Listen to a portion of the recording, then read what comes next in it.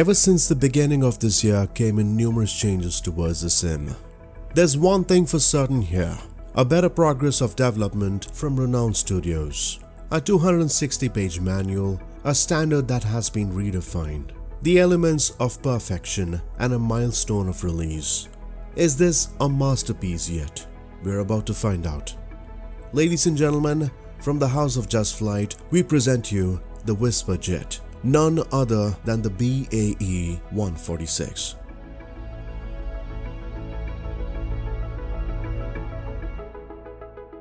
British Aerospace 146.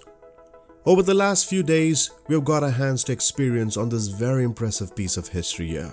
An aircraft that was built to create a sort of a marketing gap. Faster and larger than a regional turboprop, but smaller than a standard airliner in comparison to the smallest of the Boeing 737 airliners. Manufactured for a period of 19 years spanning from 1983 to 2002. 3 variants came in the beginning from the 100 series, 200 and the 300. Later on came in the Quiet Trader, QT and the Quick Change QC variant. Now, aircraft maintenance and operations take considerable amount of time, plus resources, hence costing a great deal over time. Not with the BAE 146 in this case. A low maintenance that comes with an operating cost that's doable with a simple yet effective design. Now, components are usually an expensive affair to sum them all up in a given aircraft. The amount of components used were off the shelves without the necessity to use any specialized tools in this case. This helps to an extent on the long run, keeping the maintenance cost of the airliner down. It's all about user stories and experience that counts to refine the process. A similar approach was used when the design of wings were made more simplistic, replicating that of the Airbus A300. The wing was made with a few components as possible. If you observe here, the top panel of the main wing is a single piece where there's no leading edge slats. Comes with 4 engines as we see them. Now, this is the most significant aspect of the model. At the first instance, this might come across as rather unusual for an airframe this size, as the more number of engines, the more complex a model can get. At the same time, the outcome of this is more reliability. Avco Lycoming ALF 502H engines, specifically which can produce a thrust of 6,500 pound-force each. There's certainly some history involved on the reason for choosing this. The model was designed to be a cantilever wing, T-tail airliner with a huge stall capacity. Now, with a position that's rather higher, it's best to keep the dirt and matter away from the engines. Now, why is this called a Whisper Jet? The ALF 502 engines was based on particularly Lycoming T55 turboshaft, and that's the power behind Chinook heavy lift helicopters. A quiet engine rather because of the GET front fan that didn't need to spin fast, plus the high bypass ratio as well as sound dampening layers, and that's the reason behind the Whisper Jet nickname. In terms of development of this model, does it have a history? Certainly. It began at Prepare 3D, which gained some traction, continued to pave its way to an improved version at the X-Plane 11, finally reaching Microsoft Flight Simulator. The number of details over different formats certainly precedes each of them, getting better and better over time. At the first look, there's no disappointment here. A number of aircraft are available today at the sim. But do they deliver? Do they convince you, or do they give you a realistic feel of an aircraft that behaves or responds accurately? In terms of quality, the texturing looks well above par. We're looking at the version 300 here. Now, to be on the same page, the model comes with several variants and configurations, giving us scenarios to experience on different flights. Every one of these variants are different between the 100 series, 200 and the 300. The only difference we witness here is the length, pretty much having similar characteristics on the height and the wingspan. The Quiet Trader variant here comes with a rather large side cargo door and internal freight.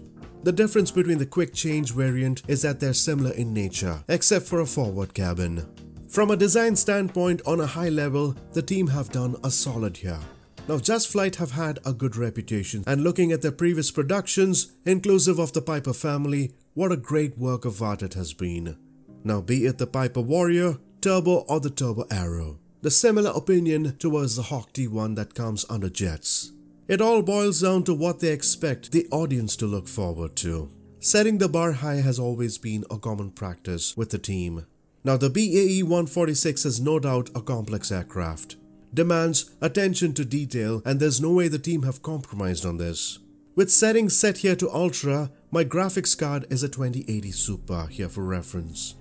It doesn't really make much of a large difference when moving to Ultra settings here from high.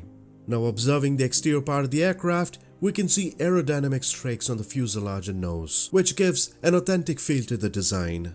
The wing appears to be quite interesting with the construction detail here, making it easier to see the ailerons, flaps, spoilers, generally the sections of the wing frame which have been designed well. The aerodynamic splitter above the engines, now the wing lighting looks authentic, including the wingtip nav lights. The level of detail certainly adds to the complexity of this model, and a work of art as well. Observing the engines, it appears like a realistic metal cowling on the intel with those great looking engine mounts.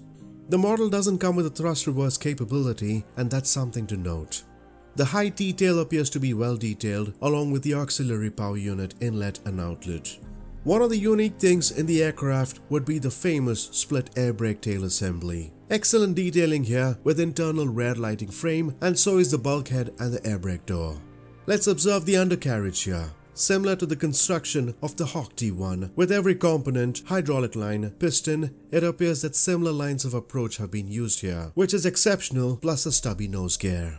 Observing the passenger cabin gives us an idea of how well the real estate has been utilized here. A wide passenger cabin with a standard seater configuration. At the first look, it appears to be well detailed. Quite frankly, I was hoping to see way more detail when the aircraft has been immaculately modeled.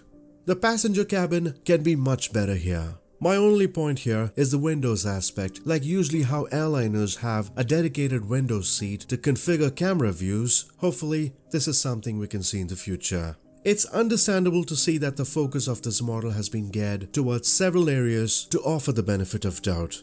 Now the cargo areas have been detailed as well, and the manner the doors close and open gives a natural feel to the model, and that's necessary.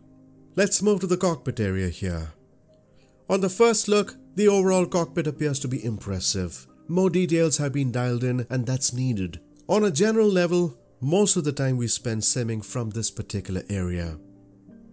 A brilliantly detailed cockpit overall. Every detail matters. Reminds me of the level of detail on the Piper family on how realistic and authentic it felt with the wear and tear. Adds to the character of that model. Now of course, the Piper is a GA aircraft and there's no way to compare the Piper and the 146. But you get the idea and the commitment the team intend to offer. The captain's seat and the first officer's seats here look better than any aircraft in the sim. Now this is no exaggeration. A highly detailed frame covered by a charming blue-cream dotted material. Looks realistic at times. Now animations have been an inclusion here as well, particularly on armrests. Folding up neatly to the side at your desire. Now the folded seat behind the first officer's seat can be slided along with the captain's seat to accommodate another person. Looking at the cockpit areas, the model comes with a detailed center pedestal plus an overhead panel that's rather large with detail and a functional one. A layout that needs getting used to. The center of the top of the pedestal would be the weather radar with VHF comms set below. The air brake and flap lever strikes the stubby 4 impressive throttles. A fuel safety switch on each level to disengage. Now something to note is that there isn't a reverse throttle in this model. The elevator trim wheels are each side of the pedestal and the rudder trim knob is on the top and the trim positions are noted on the same panel. The aileron trim knob, parking brake are on the slope panel.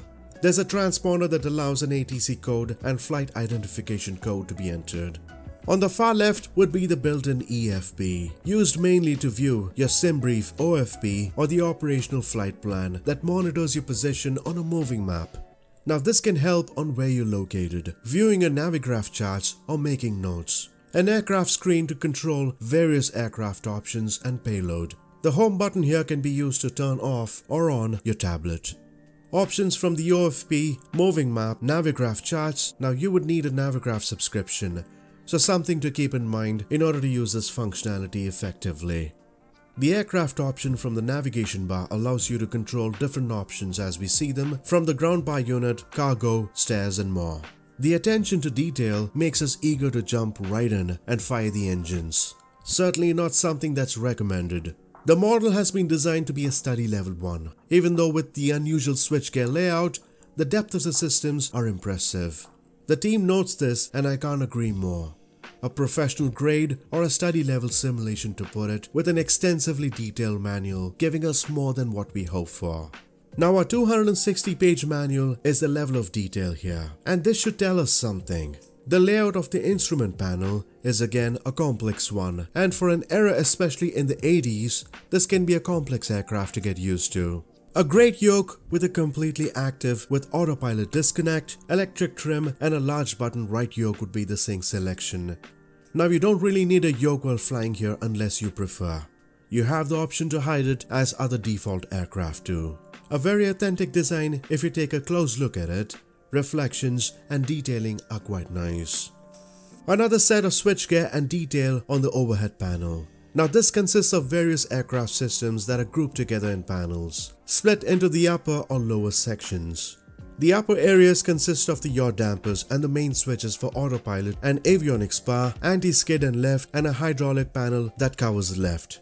The fire protection system as we see it is rather a comprehensive one which has been equipped with a fire detection system. The right hand side is the air conditioning panel and the lighting panel. The lower side of the overhead panel covers the fuel panel, electric panel, the APU, engine power and start panel. We can also observe the ice protection warnings and switches.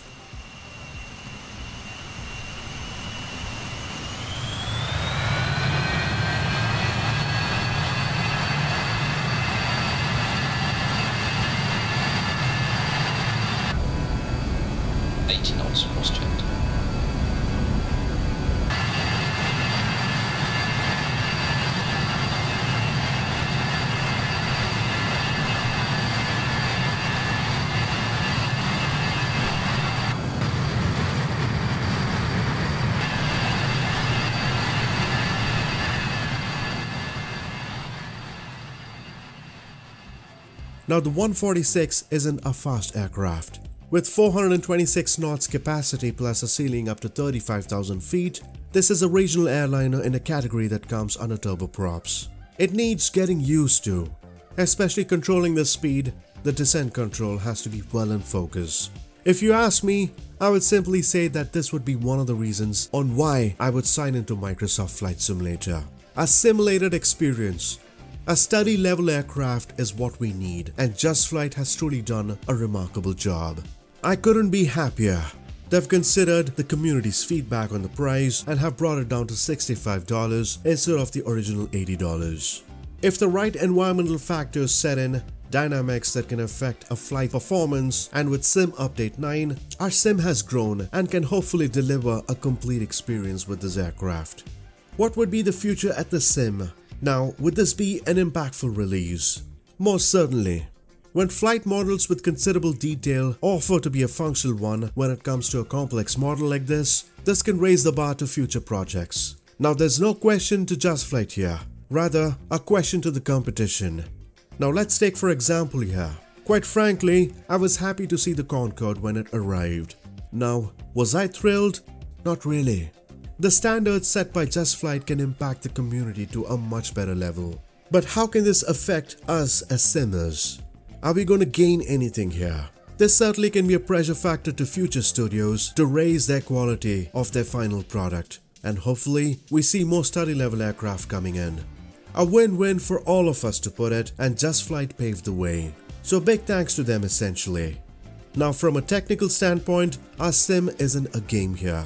It's a simulator that depicts real-world behaviors under flight behaviors, and we need models like these that can offer them. A high-quality pairware that can truly simulate and respond accurately. While the studios have discounted this model being a generous move, I would still happily pay the full price, and that is satisfying to say that without a doubt. We hope you liked this video, and we hope to see more and more wonderful creations at the sim. Do hit a like and subscribe as it can make a difference to us. Until next time, take care and happy flying.